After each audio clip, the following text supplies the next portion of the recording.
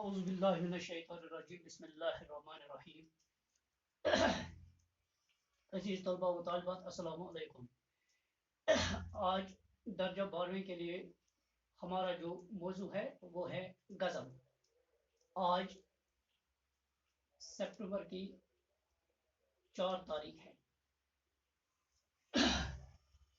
غزل کے لغوی معنی ہے عورتوں کی باتیں کرنا۔ اگر ہم لغت میں دیکھیں گے یعنی کہ ڈکشنری میں ہم دیکھیں گے تو وہاں پہ جو غزل کے معنی بنتے ہیں وہ ہے عورتوں کی باتیں کرنا یا عورتوں سے باتیں کرنا یا حسن و عشق کی باتیں کرنا، پیار و محبت کی باتیں کرنا۔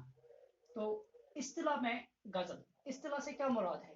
یعنی کہ کسی بڑے مفہوم کو کم سے کم الفاظ میں بیان کرنے کو اصطلاح کہتے ہیں۔ اصطلاح میں غزل اشعار کے ایسے مجموعہ کو کہتے ہیں جس کے پہلے شعر کے دونوں مصرے ہم قافیہ و ہم ردیف ہوتے ہیں۔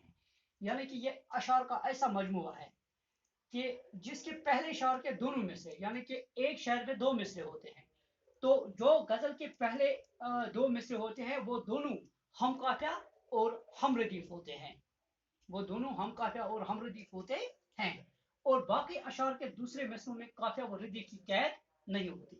اور جو باقی اشعار ہے یعنی کہ غزل کے جو باقی اشعار ہیں تو ان میں قافیہ و ردیف کی قید نہیں ہوتی۔ غزل کا لفظ عربی سے فارسی اور فارسی سے اردو میں داخل ہوا۔ پہلے لفظ عربی زبان سے فارسی زبان میں داخل ہوا اور فارسی زبان سے یہ اردو میں آیا، یعنی کہ اردو زبان میں آیا۔ لفظ غزل جو ہے یہ غزالہ سے نکلا ہے۔ کس سے نکلا ہے؟ غزالہ۔ غزالہ ہرن کو کہتے ہیں۔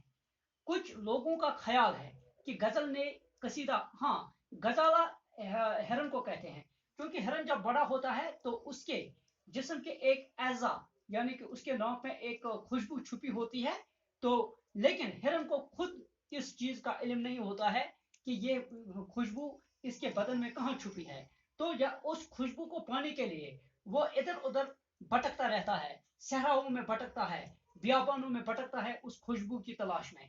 تو یہی خوشبو اور یہی تلاش غزل میں پائی جاتی ہے، لہذا یہ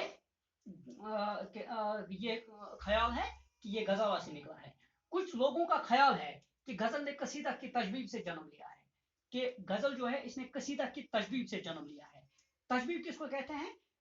چونکہ قصیدہ میں کسی کی مدح ہوتی ہے، کسی کی ہجو ہوتی ہے، تو کسی کی تعریف میں لکھا جاتا ہے یا کسی کے عیب بیان کیے جاتے ہیں۔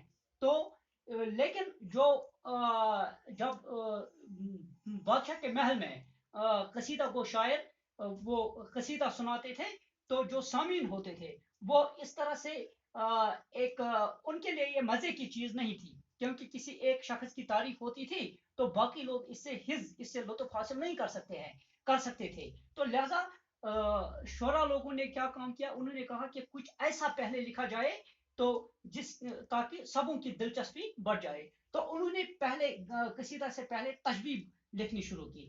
تشبیب سے کیا مراد ہے؟ تشبیب اس میں بہار کا ذکر ہوتا ہے، شراب کا ذکر ہوتا ہے، شباب کا ذکر ہوتا ہے، حسن و عشق کا ذکر تھا، تو لہذا یہ جو پیار و محبت یہ ہر ایک کے دل کی آواز ہوتی ہے، ہر ایک کا جذبہ یہ ہوتا ہے، لہذا لوگوں نے واہ واہ لگائی، تو اس طرح سے جب یہ تشبیب مقبول عام ہوا تو غزل کو تو شعراء نے کیا کام کیا، انہوں نے ایک الگ صنف اس کے لیے مقرر کی جس میں صرف بہار کی بات ہو، شراب و شباب کی بات ہو، حسن و عشق کی بات ہو، حسن و عشق کی بات ہو،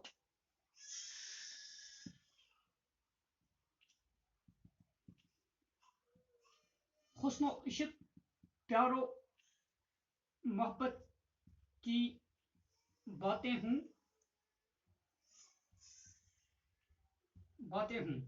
تو اس کو انہوں نے غزل کا نام دیا۔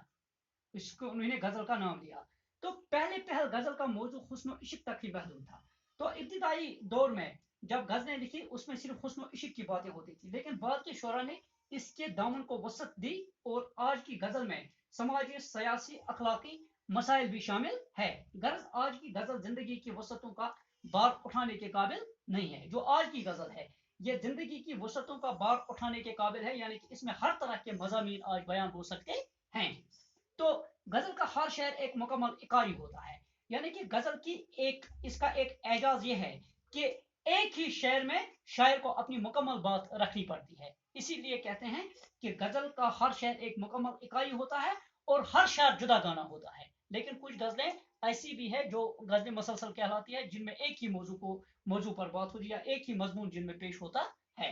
तो एक ही शेर में मुकम्मल मजमून अदा करना पड़ता है। इख्तिसार गजल की एक अहम खूबी है। तो गजल मुख्तसर होती है क्योंकि यह इशारों किनारियों का फन है, इसमें वजाहत की गुंजाइश नहीं होती है। गजल में कम से कम 5 और ज्यादा से ज्यादा 19 या 21 अशार होते हैं।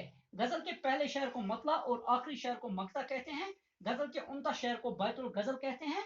काफिया, रदीफ, बहर, वजन गजल के एजाई तरकीबी है। मीर, गालिब, मोमिन, सोदा अहम गजल को शोरा है।